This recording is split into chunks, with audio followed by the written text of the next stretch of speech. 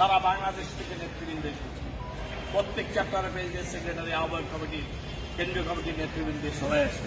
কিভাবে 2-4 জন কুলাঙ্গার কৃষিবিদ যারা কলঙ্কিত ইতিহাস রচনা করেছে, বহিরাগত সন্ত্রাসীদের এনে বোমা ফাটি চেয়ার ভাঙচুর করে এখানে অরাজকতা বিশৃঙ্খল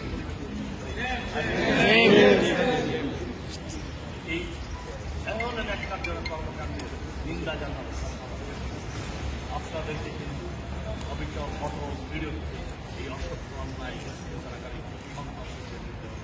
অবশ্যই সত্যের জন্য, ন্যায় প্রতিষ্ঠার জন্য কৃষিবিদদের অধিকার প্রতিষ্ঠা হয়েছে।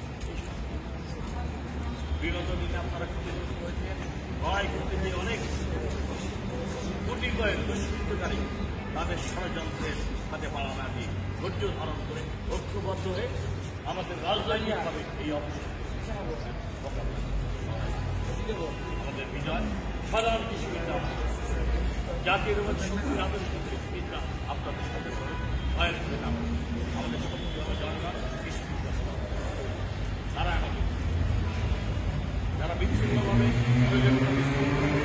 আওয়ামী লীগের ছোট্ট সালার থেকে বাধা বিন্দু সৃষ্টি করা তারা অচিরেই আস্থা করে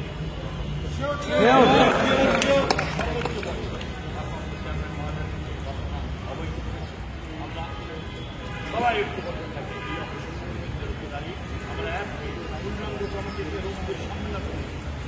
আমাদের নেতৃত্বে যারা রয়েছে আপনাদেরকে নিয়ে, তরুণদেরকে সবাই করে আমরা একটি সম্মেলনের মাধ্যমে নতুন যুগ দিয়ে সামনের দিকে এগিয়ে যাব এবং ভারপ্রাপ্ত চেয়ারম্যান তারেক রহমান অনেক পরিকল্পনা রয়েছে 31 দফা কৃষিকে নিয়ে সামনের দিকে এগিয়ে যাবে।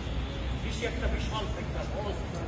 এই সেক্টর লাইফ স্টাইল রয়েছে, উপহার রয়েছে, বন পরিবেশ রয়েছে, জলবায়ু রয়েছে, পাট বস্ত্র রয়েছে, কৃষি রয়েছে, সার্বিক প্রেক্ষাপট তার বিবেচনা কর্মসংস্থানে দেশের এই সেক্টরের উপসেক্টরে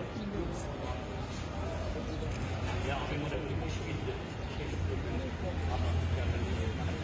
ভারপ্রাপ্ত চেয়ারম্যান নিজেও বারবার বলেছেন, তিনি আমাদেরকে বলেছেন কৃষিতে ব্যাপক কাজের সুযোগ রয়েছে। তার একটা মহাপরিকল্পনা কৃষিবিদদেরকে নিয়ে, কৃষকদেরকে নিয়ে তিনি নতুন বাংলাদেশ এই লক্ষ্যকে সামনে রেখে আমরা একটি ধৈর্যের সাথে এই অপশক্তির মোকাবেলা করে আমরা ধৈর্য প্রজ্ঞা ঐক্যবদ্ধ এই অপশক্তির মোকাবেলা করে আমরা একটি গতিশীল সম্মেলনের মাধ্যমে নতুন নেতৃত্বের মাধ্যমে আপনারা এগিয়ে যাবেন। সামনে যত বাধাই আসুন আমরা মাথা এই অপশক্তির লড়াই করে বিষয়টা ব্যক্ত করে সবাইকে ধৈর্য ধারণ করে ঐক্যবদ্ধ হয়ে শক্তি সঞ্চয় করে সামনে এগিয়ে যান। সন্ত্রাসীদের আস্তানা, রাস্তানা